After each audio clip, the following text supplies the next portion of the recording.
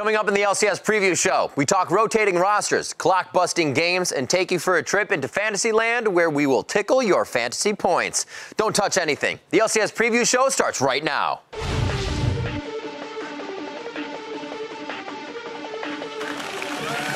is Brogan going in, but Brogan will be hunted down. Sullivan down to 1 time. This is surely the game for Rocket.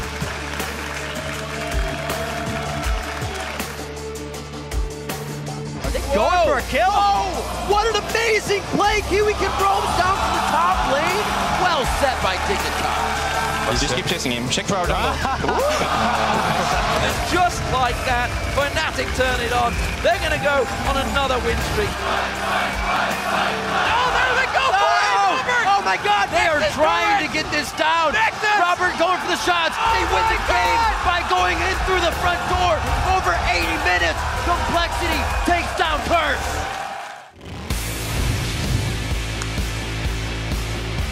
Welcome to the LCS preview show. I'm Remington Bisson III, and it's good to have you back. Because in an alternate universe, that Complexity versus Curse match is still going on. Just think of those sweet fantasy points the teams are racking up. I'm Joshua Jatt Leisman, and in this reality, the game did actually come to an end, and we're here to highlight that match along with the rest of the action in the LCS from Week 8. That's right, and to kick things off, let's jet across the world to Cologne, Germany, and the European LCS. After 2 days and 8 games, there was plenty of intense fighting in the lanes to choose from, and we'll start with the Superhot crew versus Fnatic. Coming from this highlight, we start off just about 4 minutes and 15 seconds in. It didn't take too much time for these guys to get things started. Speaking of being super hot, Fnatic was on a 4-game winning streak coming into this one, and they did not slow down right off the bat, so as breaking out the top lane Gragas and destroying that Mundo early on. And just when Superhot crew thought they could get themselves back in the game, Fnatic makes it look tough. Yeah, it's kind of the old classic Fnatic when they're at their best. Enemies have to take bigger risks, so when they do get a kill, Fnatic is able to punish. And play after play, we'll see more of Yellow Star's Thresh later, but here's just one to initiate what would be the win coming in for Fnatic. Look at that, 12 kills to 2. They're up 16,000 gold. Hook after hook from Yellow Star. Just classic Thresh play from him. Very dominating game. This win put Fnatic at 12-7 as they start move up the ranks. And they're looking for that first place, as they always do at the end of the split. A lot better than 7-7, that's for sure. Up next, Millennium look to continue Alliance's losing streak. Figure that, you can go and say it. Well, Alliance hope to pick up a win here.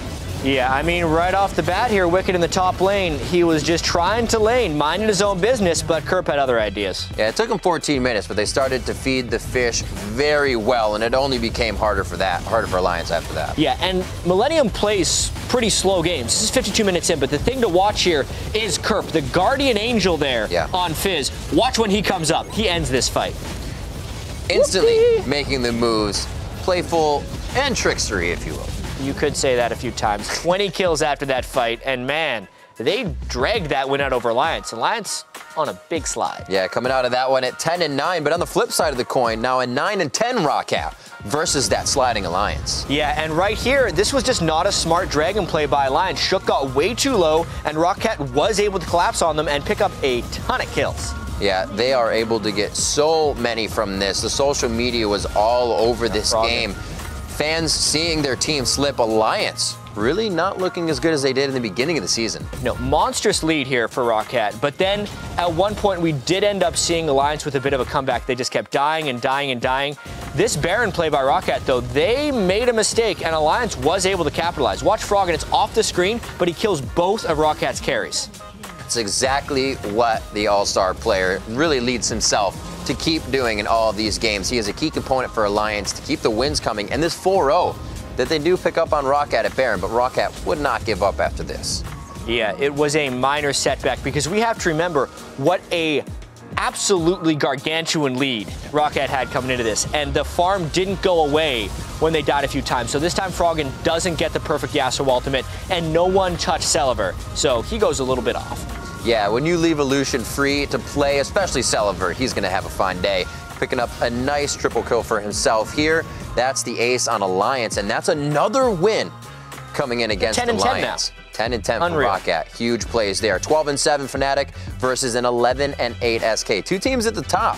Fnatic's having a better ride, though, right now. SK is the consistent team. Fnatic is the team that potentially has the higher ceiling. At least that's what all the Fnatic fans like to think. Big four-man dive at the start of the game there to get things started. There's been a lot of big Gragas play that's changed games, so Fnatic did not want that to happen. And I said it before, there's the thresh again from Yellowstar, creating opportunities for Fnatic. Yeah, and really this was a pretty sweet reckless play, all thanks to the start from Yellowstar getting him over the wall. But once he was unleashed and there was no real coordination to take him down, that Vayne still does some pretty big damage. It's been a while since we've seen the Vayne, but she still brings that late game pain. So with Week 8 in the books for Europe, here's where the teams stand now. Even though Alliance is in free fall with a 4-game losing streak, they remain on top at 14-6. But Fnatic has decided to do that thing they do, where they turn things around at the last minute and win the split. So they are right behind Alliance in second at 13-7. And they are followed closely by a two-way tie for third, where it has SK Gaming and the Superhot crew tied up at 11-9. Now for a look at this week's roster rotations in the European LCS, let's head over to the man with the hair that never quits. How you doing, QuickShot?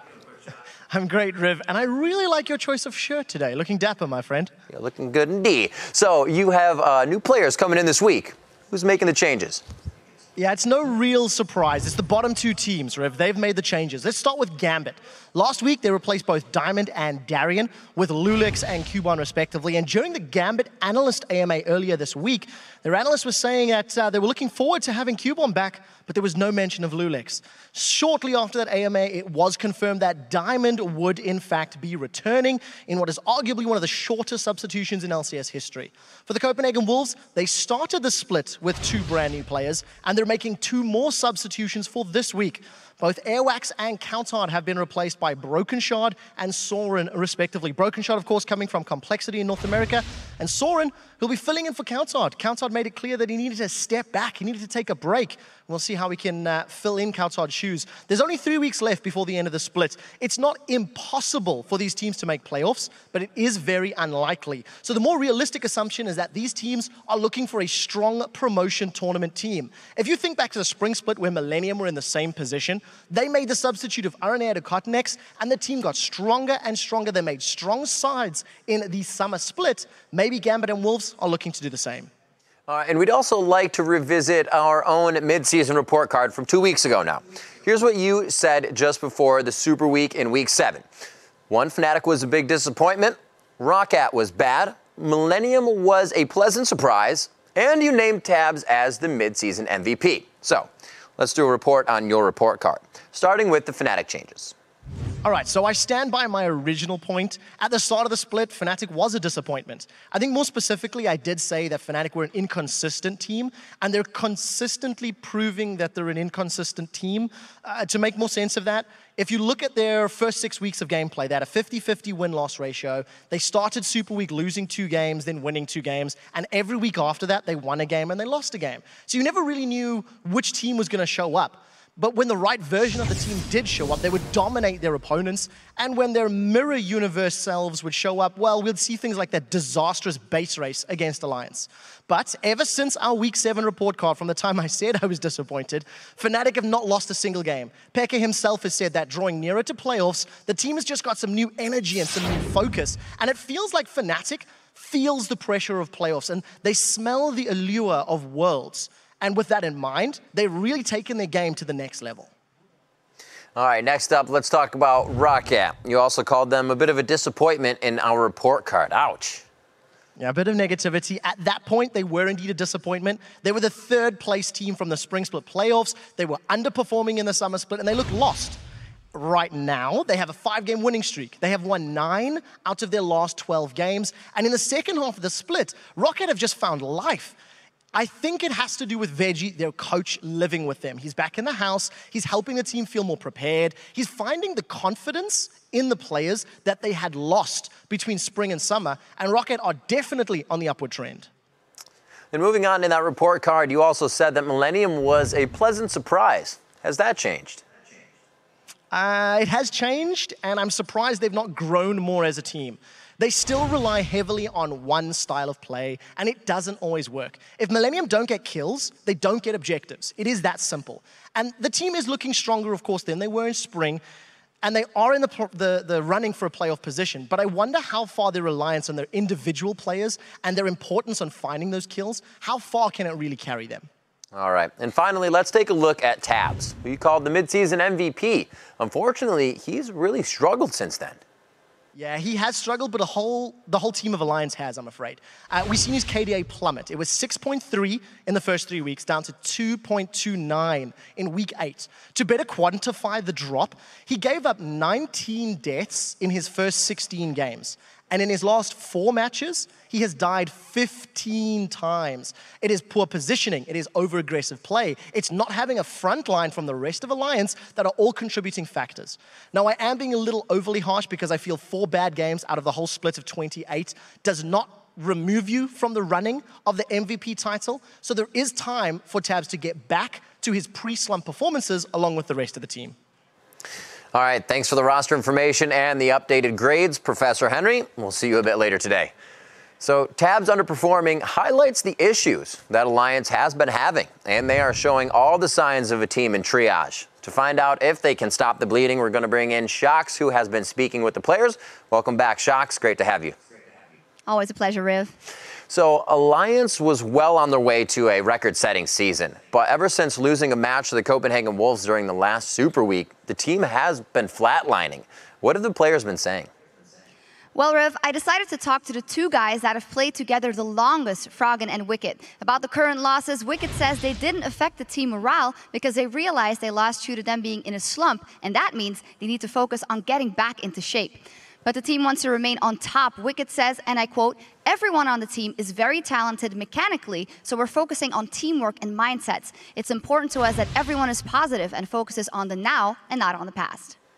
So how do they feel about Fnatic threatening their first place position now? And what are they planning to do for the rest of the split? Well, when it comes to Fnatic, Wicked states the meta fits that team perfectly, and they were faster at adjusting to it in a short term. But now that Alliance has adjusted as well, he doesn't think that Fnatic has the edge over them anymore. Froggen agrees that Fnatic's strength is meta-related, saying, with the way European teams play, they might have the edge in the current patch just because kills are rewarded more than they were earlier in the split. As far as the rest of the season goes, Alliance is not worried. Wicked said, "Worlds is something I haven't thought about too much yet because it doesn't matter until we qualify, and I don't want to waste time on focusing on something I don't have to." Froggen is a bit less descriptive and simply said, "Even though we're on a 2-game losing streak, we are still number 1, and that is what matters. I don't want to comment on Worlds until we actually qualify." And I'm still quoting Froggen here, "No jinxerino." All right, Shox, thanks for hitting up Alliance and getting their take on the second half of their slump, or summer slump. The European teams will have a chance to change those standings right after the preview show concludes. Week 9 will begin with the Superhot crew taking on Roccat as both teams hope to climb the ranks. And on Friday, the Copenhagen Wolves will try to pull themselves out of the relegation zone as they face SK Gaming, and the day will conclude with Gambit trying to do the same against Fnatic. So now let's trip to Light Fantastic and check in on the studs, duds, and thuds from the Fantasy LCS with Jack. Thanks, Raven. With 8 weeks of Fantasy LCS, we've seen some surprises, like the entire roster that went from a dud to a stud last week. First up, it is Roccat. If we look at Celiver and Vander, these guys both stepped up substantially. Vander saw 250 more points than he was estimated to have, and Millennium's top laner Kevin had the most fantasy points for a player in Week 8, which is incredible coming from a top laner. But as you have studs, you also have to make some room for the duds, and this European lineup of SK Gaming was awful last week. 3 points for N-rated, 5.9 for Svenskeren, and 8 points for SK Gaming as a whole. And you think it was just Europe that had a bad fantasy performance. Not really so. North America had their SK Gaming impersonators last week as well. Unfortunately, it was Dignitas. 3.2 points for Kiwi Kid, 6.7 for Crumbs, and a dismal 10 points for the overall team score. Definitely didn't want to have Dignitas players on your team last week. But let's look forward to this next week and check out a couple sleepers. Kevin, sure, he was the top scoring player last week, but he's playing SK Gaming and Roccat, 2 probably very long games, which does mean a large chunk of fantasy points. Celiver as well looks to continue his hot streak. Look at the teams he's playing against. He should be successful. And also Alltech, he has a 5.8 KDA against COG and Dignitas. And as far as sleepers are concerned, he's only being started in 14% of the league, so get on it. But we also have to talk about fantasy alerts for the next week. Airwalks, is benched, if you missed it. Coutard is also taking some time off. They do not get any points. Players who don't play can't earn fantasy points. It's science. Diamond is also back in the lineup, but he wasn't performing before he came in, or before he was benched. So when he comes back, there's no guarantee he'll be doing well. And Darian is still benched, but being started in 30% of leagues out there. So even though feeding to win was a strategy for him, that only gives you points if he's playing. He's on the bench. And remember, last week I told you that Curse would be a good sleeper pick. And if you remember, we had a little wager between myself and the stat master Claky D about how Curse would perform. So we turned to you on Twitter to see who was right. So, who won? Well, here are those of you who supported my choice. Thank you for all of those, and clearly it's not even a contest. We're talking about fantasy points. Every one of their players went above and beyond and pulled in nearly 50 points more than their estimated total. Thank you to all those tweets. It's very clear that this is... All right, I'm breaking in here. When I said Curse would get crushed, that's what I meant. And when the team did get crushed, here are the tweets I received to back me up. I'd like to thank all of you for supporting me, especially my #1 fan, Rivington Bisley III, and American Parrot. It's a good list of names you got there. It's a really, really long video you made. That's besides the point, Jat. They lost both of their games, had low KDAs, and didn't even hit their estimated fantasy total as a team. The only reason they pulled in those player points was because they played the equivalent of 4 matches, which was an anomaly. So unless you replaced every single person on your fantasy roster with a member of Curse, which would be crazy, you wouldn't have reaped the benefits. I mean, you call it crazy. I had 4 Curse members playing against you, and I beat you by like 100 points. But the bet was whether Curse would crush or be crushed. Yeah, in fantasy points. You're a fantasy point. Whoa, all right, gentlemen, hold up here. Okay, so I'm going to step in. Technically, Jat was right. We're going to give you that right now. All Securing his spot as our fantasy guru, yes, that happened. But it is up for debate among the staff, and we want you to help decide. So in the end, turn your tweets once again to @LOL Esports, and if you think Jat nailed it, tweet, Jat is right. And if you think Clark had his stats ruled and he won the challenge, tweet, Claky D was right. And whoever gets the majority of your support will have the pleasure of making their rival wear one of these fashionable and lovely t-shirts on the next week's show. So tweet now and tweet often, and we'll see who struts away with the new look on next week's show. So now let's set aside our differences and hit /all on your keyboards. Listen in as the players reveal their innermost selves to us. Yeah. It's time for all chat. Sarah. Yo. I love you. Thank you. Wow. No love back. Get rejected, son. Can we all be pyramids for today? I feel like we don't win because we don't have matching icons. Yeah. We got Lulu. Finish. I have Cleaver in a second. Give me the Lulu's Cleaver. Yeah. Give me the Penta. No. Stop. Nice. I have J. Wicked. No! Finish. Can we end? Yeah, we can. I can join you soon. Okay. Who's gonna defend this? Kog'Maw without flash? All we have to do is play the map and then map the plays. That's actually correct. Don't overcommit on kills, objectives over kills. Yeah, I don't have ult, so be careful, don't fight. We're going for just objectives. No fights. Need to be a lot more coordinated. Yeah. Well, can we Nesher then? No, we Don't get excited. Way too early. Don't get too excited. Can we go for base race? No, we lose. So what? We lose anyway. We have to try. Maybe they will panic. No. Yes. Keep him busy. Right cog. I'm going. Right cog. Go for the in. Keep Robert alive. Everyone off Robert. Someone get in front of Dom. Yeah. Oh my god, hit base. I'm hitting it. Everyone hit base. Just hit base. Ignore special. Me and Polly, we wrote a song. Like, I heard. You don't have to tell me. Don't be from the sun, no seeds on the bun. We be up in this drive-through. Order for 2. I got a craving for a number 9 like my shoe. Maybe I should go into voice acting and then cosplaying. There's no way you think Cyanide sister is hotter than mine. What about my sister? Oh, my sister beats your sister, 100%. My sister beats your sister, 100%. Oh man, I hope they don't put that in the thing. The sister wars are real. So, all right, last week we only had one new champion kick it into overdrive and power their way into the summer split. But hey, that still counts. So let's take a look at the champion countdown. J-Ree busted out some Blitzcrank when he picked the great Steam Golem and helped Rocket grab a combined 9, 3, and 16 for Millennium's bottom lane as they beat first place Alliance. That brings us to 66 champions picked this summer, with no hope of catching up to the 84 we had in the spring split by week 9, that's for sure. So we were also impressed when those of you out there managed to predict the next champion to be played, and 2 of you out there nailed it. Both Agent Throde and your mom, yes, your mom, managed to name Blitzcrank as the newest addition to the champ pool in the LCS. But one of you out there also has psychic powers. El Spieltuk was able to not only pick out Blitzcrank, but he also named Millennium's J-Ree as the player who would pick him. That's some pretty impressive stuff. Spiel, you might want to think about moving to New York and opening up a school for gifted youngsters. Just saying. There's still some time for you to turn your powers of mental prowess to the LCS and tell us who you think will be the next champion to make their appearance for the first time this summer. Just tweet your predictions to @LOLesports and be sure to use the hashtag LCSPreview as usual. And while you're busy tweeting your choices, let's look back at week 8 and start the highlights off with the 6 and 12 complexity versus the 8 and 10 curse. What's going to happen here? Yeah, surely nothing remarkable. It is just a complexity. Oh, that's right. 2 teams near the bottom of the stands. You wouldn't think. That was a nice gank, actually. That was. The wombo combo starts things off, so you get your blood going, right? It puts the bar up there, but can we raise the bar? Dominate started this game so well, but then he's level 18 before he sees the next great gank, 55 minutes in, and Curse actually appears to be making their move. Oh, then it must be over soon, because this fight just seems like somebody would push to the base. Take it out. Don't go much longer than 60 minutes. No, not at all. Curse gets a lot of kills, and then they've been at it for a while, so they're trying to end the game here because they had been pushed back to their base for quite some time. This, though, is a real dangerous move. That's a big crocodile coming out of the base.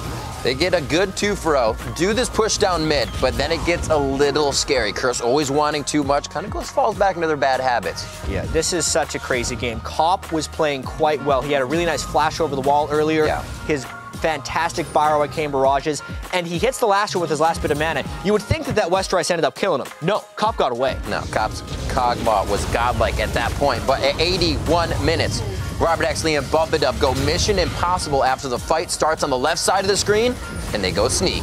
Watching that again, it's remarkable that Buffadub got out of that alive. Sonya's plus the spell vamp. I said he was going down. Ultimate kept him up, and then Robert Exley finds a sneak attack to the Nexus. Oh, you can't hit it anymore. That's because Westeros killed the inhibitor. In the last moment, the wow,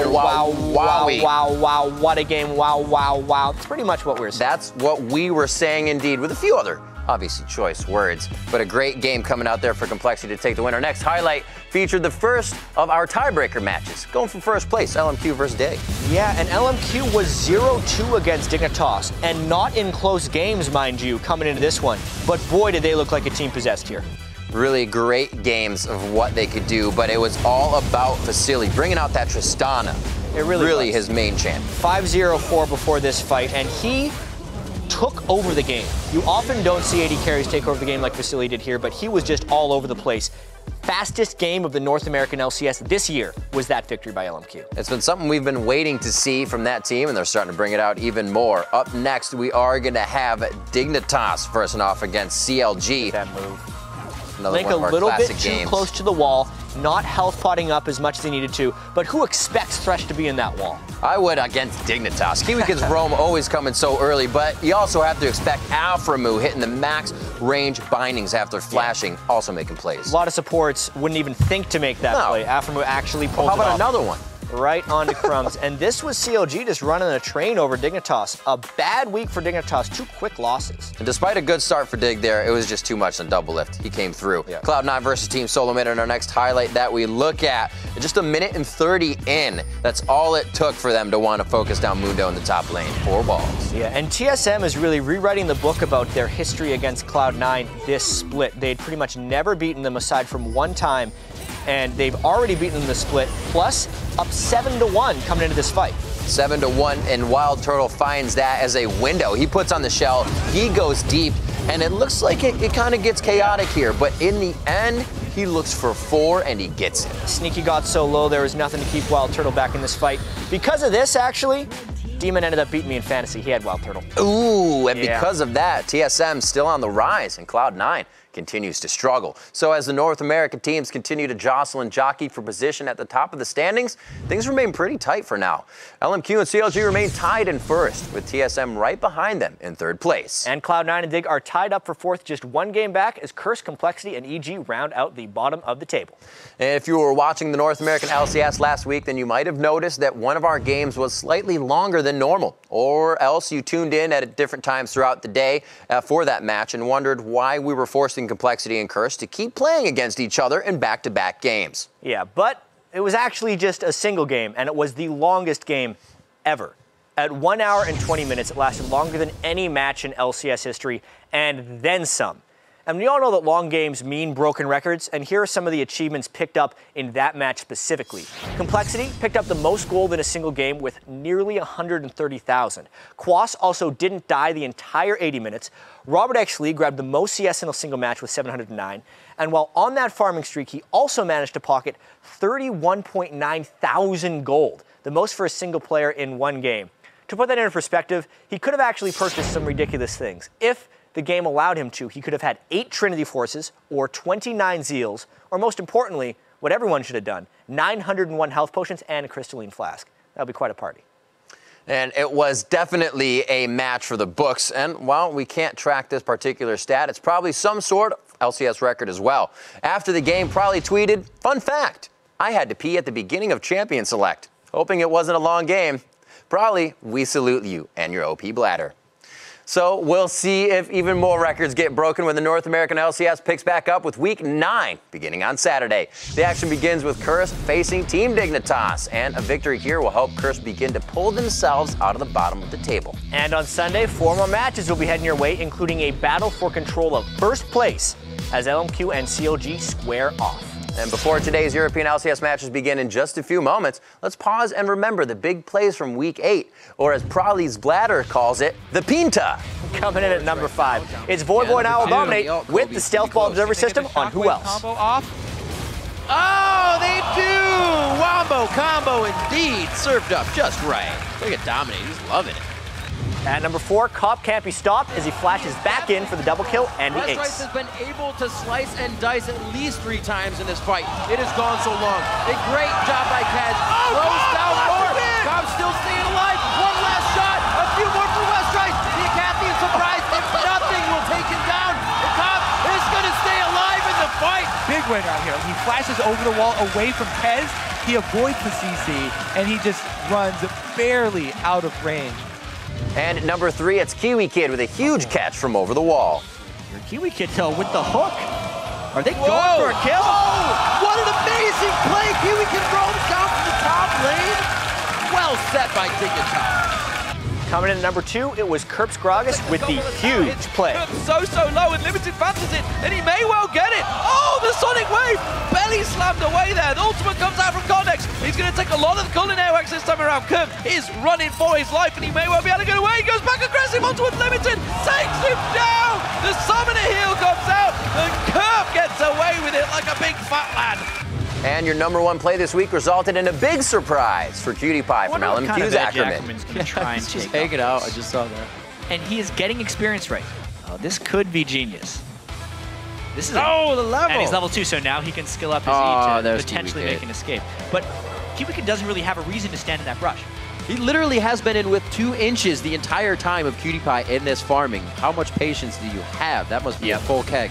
I've never seen someone standing still be so interesting. I've never seen this before. It's incredible. Oh, he gets it finally! Where did he just come from? Wow! Fat man sprouted out of the brush.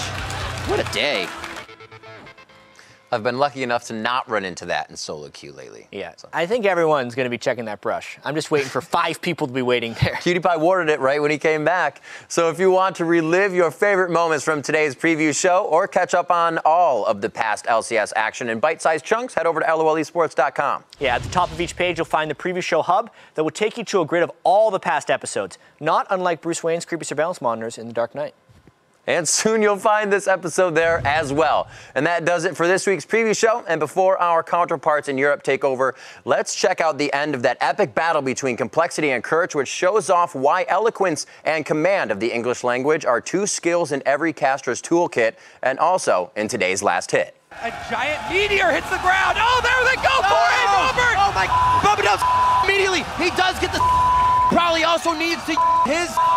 Everybody's trying to go for the fast, and if it's you're gonna be on the they could look to do they see they got a Nexus to end the game. This is gonna be a through the door.